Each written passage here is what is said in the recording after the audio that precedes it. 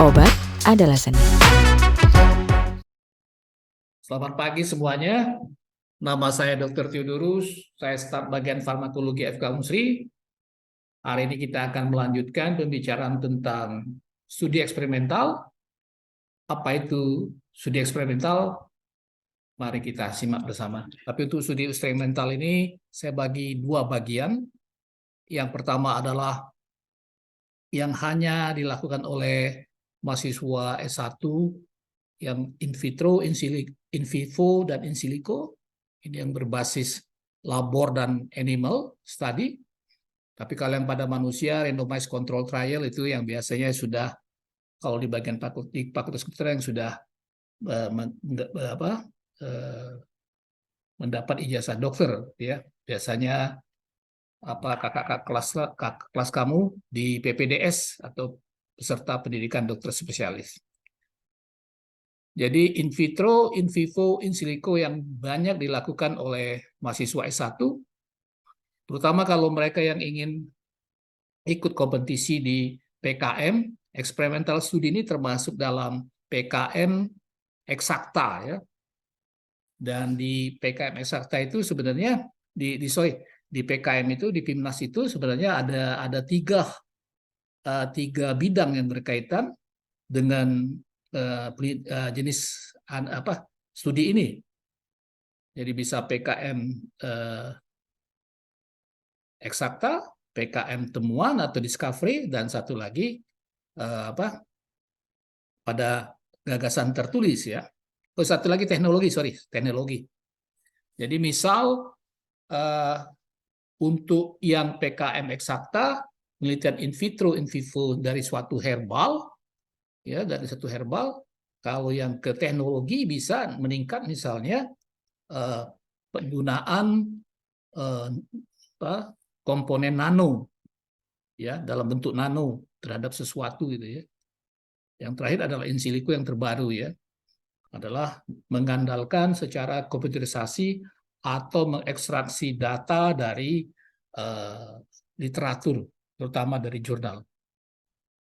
Oke, selanjutnya apa itu in vitro gitu ya. Jadi in vitro murni dilakukan di labor, biasanya sampel itu berupa mikroorganisme, bisa bakteri, parasit, ya, dan lain-lain, ataupun sel. Sel ini juga bisa sampai sel HeLa, misalnya kalau pada sel cancer. Jadi biasanya pada in vitro ini, kalau secara farmakologi adalah menentu KHM atau kadar hambat obat, kadar hambat minimal, dan atau dosis. Tahap awal biasanya dalam penelitian herbal dalam bentuk ekstraksi, nanti meningkat ke fraksinasi, selanjutnya ke isolasi, dan terakhir rumus kimia. Biasanya begitu urutannya kalau penelitian eksperimental untuk herbal gitu ya.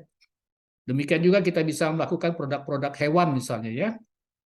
Apakah macam beberapa PKM yang saya ikuti, misalnya yang lagi ramai kemarin adalah penggunaan minyak seluang gitu ya. Nah, itu digunakan ya. Jadi ekstraksi minyak seluang misalnya, atau yang lain gitu ya. Jadi dari ekstraksi ke fraksinasi, nanti terakhir ke isolasi dan rumus kimia. Nah, kalau sudah sukses dari ekstraksi, dilanjutkan dengan fraksinasi untuk mengetahui zat aktif dengan menggunakan pelarut ya, biasanya metanol, air, asetil astat, enheksan. Tapi tergantung dari kemampuan daripada laboratorium animal masing-masing ya. Jadi kemampuan laboratorium masing-masing tempat gitu, institusi gitu ya. Tentang pelarut ini apakah mereka mempunyai semuanya atau tidak gitu ya. Nah, kepastian zat aktif selanjutnya dengan pemeriksaan kromatografi lapis tipis. Jadi dalam penelitian in vitro ini dari suatu herbal sebenarnya adik-adik para mahasiswa bisa melakukannya misalnya secara kolaborasi gitu ya. Misalnya dari anak-anak teman-teman dari mahasiswa pertanian menemukan tanaman obat apa, nanti mengekstraksinya teman-teman mahasiswa dari MIPA biologi atau MIPA dari farmasi, Kemudian nanti dilanjutkan oleh teman-teman yang di Fakultas Kedokteran untuk mencobakannya pada secara in vitro atau nanti secara in vivo atau tingkat selanjutnya gitu. Oke, jadi itu kira-kira gambaran secara in vitro ya. Jadi yang untuk sampel berupa mikroorganisme itu misalnya bisa dari swab ya, swab apa saja ya. Dari swab ya atau dari darah bisa kita ambil gitu ya. Jadi kita lakukan nanti di labor gitu ya. Tapi patokannya untuk organisme ini tolong diingat kalau infeksi patokan yang mendasar biasanya dipakai jumlah koloni 10⁵ gitu atau sama dengan lebih gitu ya. 10⁵. Selanjutnya adalah kepastian zat aktif selanjutnya dengan kromatografi lapis tipis ini misalnya terpenoid, alkaloid, flavonoid dan sebagainya ya. Jadi ini biasanya lebih untuk menentukan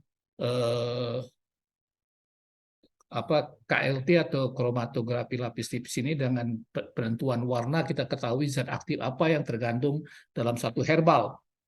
Terakhir nanti membuat isolat gitu ya untuk mengetahui rumus kimianya gitu ya. Uji bisa dilakukan misalnya mengetahui aktivitas antibakteri suatu zat yang baru, mengetahui aktivitas anti jamur suatu zat yang baru, atau mengetahui aktivitas anti kanker suatu zat yang baru gitu ya. Jadi tergantung kemampuan dan dari laboratorium kalian lah semua ya sampai di mana gitu ya. Nah, untuk in vitro biasanya pembandingnya kontrol positif atau drug of choice. Jadi kita ketahui secara farmakologi bahwa setiap penyakit biasanya mempunyai drug of choice atau obat pilihan gitu ya. Itu biasanya untuk in vitro kita bandingkan dengan drug of choice ya. Jadi apakah zat yang baru ini nanti lebih efektif daripada drug of choice ya. Kalau memang lebih efektif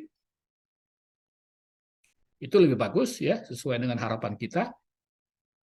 Tapi jangan lupa dalam in vitro ataupun nanti in vivo itu biasanya secara farmakologi kita lakukan dengan dosis yang berjenjang dari kecil, sedang dan besar ya. Itu supaya ada nanti kesimpulan secara farmakologi bahwa obat ini nanti bersifat apakah dia bersifat flat dose respon atau bersifat steep dose response ya. Jadi kalau flat dose respon bahwa zat ini pada dosis kecil sudah efektif tapi dibesarin tidak menambah efektivitasnya. Tapi kalau bersifat steep dose itu semakin besar dosis semakin besar efeknya. Oke, itu nanti yang kita lakukan, yang Anda lakukan ya di secara in vitro apapun secara in vivo. Oke.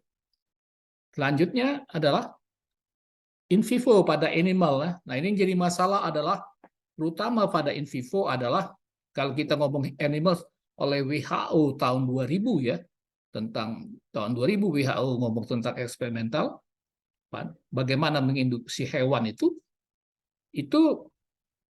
yang poin pentingnya itu how to induce ya penyakit itu kepada hewan itu gitu ya. Ya. Kami sebenarnya dari bagian farmakologi sudah juga membuat buku tentang protokol tentang cara pembuatan proposal daripada experimental study dan di buku itu kita buat juga bagaimana menginduksi daripada hewan tersebut. Jadi oleh WHO itu jadi ada hewan dari yang kecil mulai dari wistar atau tikus ya, kelur wistar. Kemudian bisa ke kelinci dan hewan yang besar atau misalnya kera gitu ya. Jadi ditetapkan roden dan non roden gitu ya. Kalau kalau yang roden biasanya 5% per sekelompok, kalau non roden 2% gitu ya, terjadi sekelompok ya. Jadi bagaimana menginduksi hewan itu yang jadi poin penting di dalam studi in vivo ini ya. Jadi biasanya beberapa center memang sudah mempunyai kemampuan yang bagus sekali untuk menginduksi model animal ini ya. Yang saya tahu di beberapa tempat ya sudah mempunyai kemampuan yang bagus mumpuni gitu. Bagaimana membuat hewan model ini gitu ya. Jadi itu yang paling penting di dalam in vivo sehingga kita meyakini bahwa memang sudah terjadi gangguan itu, misalnya diabetes memang sudah terjadi diabetes. Kalau dislipidemia ya sampai yang tingkat yang paling tinggi pun gitu ya, misalnya model kanker serviks dan sebagainya gitu. Nah, menentukan dosis biasanya dalam 3 dosis, kecil, sedang, dan besar. Biasanya kita menggunakan untuk perhitungan sampel menggunakan formula Lorentz gitu ya. Jadi kita dapat nanti berapa kelompok ya pada in vivo ya. Jadi biasanya minimal 4 kelompok kita bandingkan, bisa dengan drug of choice ataupun dengan placebo gitu ya. Atau dua-duanya kita bandingkan juga ya. Jadi dengan drug of choice dan placebo atau disebut kontrol negatif. Selanjutnya menilai efektivitas suatu obat pada hewan coba. Jadi misalnya menilai efektivitas piracetam pada proses belajar pada tikus, ya. Bisa juga mengevaluasi keamanan dosis letal suatu obat. Jadi menilai efek teratogenik atau karsinogenik, atau bisa juga yang lain.